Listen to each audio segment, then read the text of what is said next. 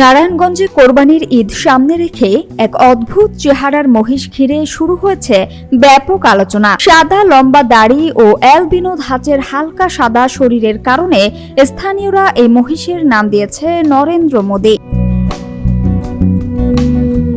জানা গেছে আরকে এগ্রো ফার্মে রাখা নীলি রাভি জাতের এই বিশাল মহিষটির ওজন প্রায় 700 কেজি। সামাজিক যোগাযোগ মাধ্যমে এর ছবি ও ভিডিও ছড়িয়ে পড়ার পরই এটি ভাইরাল হয়ে যায়।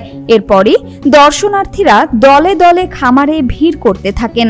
খামার সূত্রে জানা যায় মহিষটি কয়েক বছর আগে আনা হয়েছিল এবং ইতোমধ্যেই এটি বিক্রি হয়ে গেছে, তবে এর বিক্রয় মূল্য প্রকাশ করা হয়নি। খামার কর্তৃপক্ষ আরও জানায় নামটি তারা আনুষ্ঠানিকভাবে দেয়নি, ফেসবুকে ছড়িয়ে পড়ার পর নেটিজেনরাই এটিকে নরেন্দ্র মোদি নাম দিয়েছে।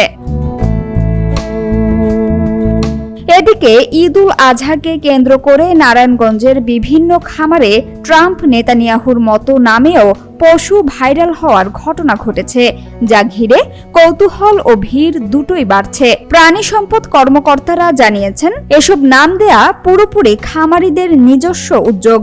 পাশাপাশি পশুর স্বাস্থ্যসেবা নিশ্চিতে ভেটেরিনারি টিম কাজ করবে বলেও জানানো হয়েছে। সামিয়া সুলতানা, ঢাকা ওয়াচ।